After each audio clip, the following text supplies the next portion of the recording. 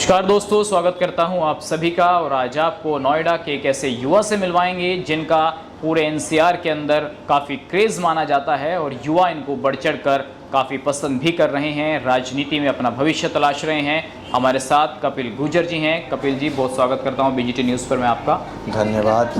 कपिल जी, कैसे देख रहे हैं? हमने आपकी बहुत वीडियोज़ देखे, सोशल मीडिया पर बहुत सारे फ़ोटोज़ देखे, पूरा एक ब्रांडेड नेता की तरह, एक युवा की तरह प्रेजेंट कर रहे हैं खुद को। क्या तैयारियां हैं, कैसे देख रहे हैं खुद का भविष्य? मैंने अपना पूरा जीवन अपने युवा भाइयों के लिए, अपने समाज के लिए समर्पित कर दिया है और मैं अपने युवा भाइयों के लिए जहां भी उनकी लड़ाई होगी वहां सबसे पहले उनकी लड़ाई लड़ूंगा, सबसे आगे खड़ा होकर। कपिल भाई, कहीं ना कहीं लगता है कि राजनीति में हम भी आगे बढ़ें, राजनीति करने का आपका मन भी है। क्या मकसद है, किस पार्टी से है? खुद की पार्टी बनाएंगे या दूसरी पार्टियों में रहकर चुनाव लड़ेंगे? क्या तैयारियां हैं पार्टी को लेकर? अभी तो खुद की ही पार्टी का है जो भी है, और भविष्य ये है कि जब तक हम राजनीति में एक्टिव नहीं होंगे, हमारे पास पावर नहीं होगी, तो हम अपने लोगों के लिए, अपने समाज के लिए, अपने धर्म के लिए कुछ कर नहीं पाएंगे। और जब हमारे पास थोड़ी बहुत पावर होगी तो हम कहीं भी अपनी बात रख सकते हैं, हमारी बात सब जगह सुनी भी जाएगी, और जो हमारी पावर होगी हम उसका अच्छे से इस्तेमाल भी कर सकते हैं। कुछ दिन पहले की घटनाओं के बाद पता लगा कि आप भाजपा में चले गए थे, तो क्या अभी मौजूदा तौर पे बीजेपी में हैं या भविष्य में बीजेपी से कहीं से तैयारी कर रहे हैं या और पार्टियों के संपर्क में हैं? अभी ना तो मैं किसी पार्टी से के संपर्क में और ना ही किसी पार्टी में। अभी हम अपनी खुद की पार्टी बना रहे हैं और उसी से चुनाव की तैयारी कर रहे हैं अभी तक। मुझे बहुत से लोगों ने बताया कि कपिल गुर्जर दादरी से चुनाव लड़ने की तैयारी कर रहे हैं, तो दादरी ही क्यों? उसके अलावा नोएडा की भी सीट है या और जेवर भी बताई जाती है, इधर गुर्जर बाहुल्य सीट है, दादरी बहुत संख्या में गुर्जर हैं, तो क्या सबका फोकस दादरी पे ही रहने वाला है? दादरी से मैं चुनाव इसलिए लड़ रहा हूं क्योंकि जो समस्याएं मैंने प्रेजेंट में दादरी में देखी है वो मैंने और जगह देखी हैं, लेकिन उतनी नहीं है। क्योंकि दादरी के अंदर सबसे ज़्यादा हमारे लोकल युवाओं को रोजगार की सबसे ज़्यादा कमी है, और जो कि कमी होनी नहीं चाहिए। हमारे जो नेता हैं उन्हीं की वजह से ये कमी है, वरना वहाँ पे रोजगार बहुत है, हजारों की तादाद में कंपनियां हैं, लेकिन वो नेता कंपनियों से पैसा उठा लेते हैं और हमारे किसी भी लोकल भाई को वहाँ पे नौकरी नहीं दी जाती, बल्कि वहाँ पे कंपनियों के अंदर बोर्ड लगाए हुए हैं कि 200 किलोमीटर तक का कोई भी लोकल कंपनियों के अंदर नहीं जॉब करेगा, और उसी की लड़ाई हम लड़ रहे हैं। मैंने अपने सभी भाइयों से वादा किया है कि चुनाव से पहले पहले मैं अपने सभी भाइयों को उनका अधिकार दिला दूंगा, और हर एक कंपनी में मेरी बात भी हो गई है, अपने सभी भाइयों को हर एक कंपनी के अंदर 50% रोजगार मैं चुनाव से पहले पहले दिला दूंगा। आपको लगता है कि वहाँ के जो क्षेत्रीय विधायक हैं तेजपाल नागर, उन्होंने कुछ काम नहीं किया, या फिर पार्टी टिकट चाहे किसी को भी दे, चाहे निर्दलीय लड़ना पड़े, चाहे अपनी पार्टी बनानी पड़े, कपिल गुर्जर ने ताल ठोक दी है, लड़ेंगे तो लड़ेंगे बस? जी, लड़ना इस वजह से क्योंकि अभी तक अगर काम करते तो वहाँ के युवा बेरोजगार नहीं घूमते। अगर और विधायक वहाँ पे काम करते तो आज की डेट में वहाँ पे बेरोजगारी इतनी नहीं होती हमारे युवाओं के बीच, उस हिसाब से। इसी वजह से हमने वहीं से तैयारी करने की सोची है और पूरी प्लानिंग वहीं से है, और मेरा हर एक युवा भाई मेरे साथ है। तो कहीं ना कहीं अगर देखा जाए भविष्य को, तो पार्टी भले ही टिकट ना दे या किसी बड़ी पार्टी से, सपा से, बसपा से, भाजपा से, कहीं बड़े लेवल पर कोई बात चल रही है? नहीं, अभी कोई बात नहीं चल रही कहीं से भी। अभी सिर्फ हम अपनी खुद की पार्टी से तैयारी कर रहे हैं। कपिल भाई, मैंने आपके बहुत से फ़ोटोज़ देखे जिनमें आप 4-5 साइड में बाउंसर, गनर लेकर के घूम रहे हैं, बड़ी गाड़ियों में घूम रहे हैं। क्या ये चीज़ें आज के युवाओं को आकर्षित करेगी? क्योंकि बहुत से लोग कहते हैं कि नहीं, नेता तो बिल्कुल सिंपल होना चाहिए, थोड़ा ये जो माहौल बनाया जाता है, क्या इसकी भी जगह है राजनीति में? इसकी जगह इसलिए है कि थोड़ा कहीं कहीं दिखाना भी चाहिए। हर जगह एक चीज़ नहीं होती है, कहीं हमें दिखाना भी पड़ता है। और जो दूसरी सबसे बड़ी बात है कि आपको मालूम है कि कहीं ना कहीं किसी की मजबूरी होती है, बाउंसर्स रखने की, गनर रखने की मजबूरी होती है अपनी।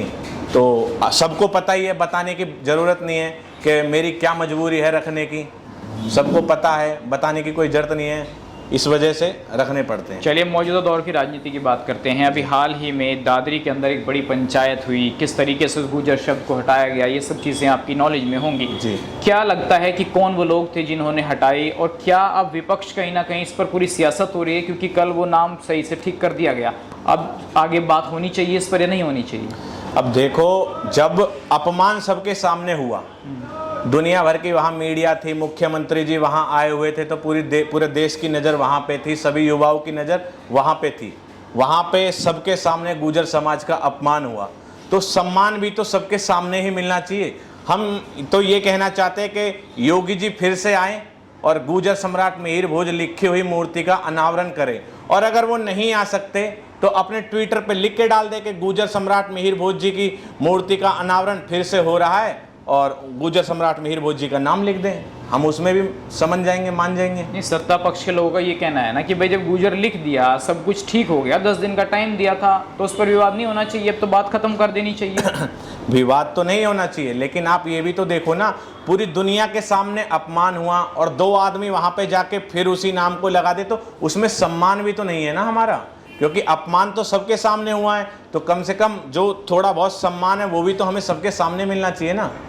उस पंचायत में ये भी बात हुई कि आपके ही समाज के विधायक हैं, सांसद हैं, उनको जयचंद बताया गया, समाज उनको सबक सिखाएगा। क्या उन 2 नेताओं की भूमिका रही है जो सारा प्रकरण हुआ है इसमें? मैं उन 2 की तो थी, उनके साथ और भी अन्य लोग थे, गुर्जर समाज से और भी अन्य लोग थे, उनकी सबकी मिली भगत थी, क्योंकि मुख्यमंत्री जी आ रहे थे वहां पे गुर्जर लिखा होता तो भी मुख्यमंत्री जी अनावरण करते वहां पे, लेकिन इन्होंने पहले ही डर के मारे वहां से गुर्जर शब्द को हटा दिया। तो मैं ये पूछना चाहता हूं कि इतना डर किस चीज का? समाज से बड़ी कोई पार्टी नहीं होती, मेरी नज़र में मेरे समाज से बड़ी कोई पार्टी नहीं है। तो कपिल भाई, जैसे अब कहा जा रहा है कि भाई 2 अक्टूबर को बड़ी पंचायत बुलाई जाएगी, अब इस मामले को क्यों तूल दिया जा रहा है? क्योंकि सत्ता पक्ष के लोग कह रहे हैं, देखिए समाजवादी वाले हो गए, विपक्ष के हैं, इस मंच पर चढ़े हुए हैं और ये इस मामले को बंद नहीं होने देना चाहते। तो क्या आप विपक्ष के साथ हैं, या जो नाम अब लग गया है ठीक है कि उसको मामले को खत्म कर देना चाहिए? देखो ना, हम विपक्ष के साथ ना किसी के साथ, हम अपने गुर्जर समाज के साथ हैं और रहेंगे। सिर्फ हम तो इतना चाहते हैं कि जैसे हमारा अपमान किया गया तो हमको उसी तरीके से सम्मान दिया जाए। ये नहीं कि 100 आदमियों में हमारा अपमान कर दिया और 2 आदमी बुला के 100 आदमियों में अपमान करके 2 आदमी बुला के हमारा सम्मान कर दो, तो उससे कोई फायदा नहीं है, उसे फिर कोई नहीं पूछता।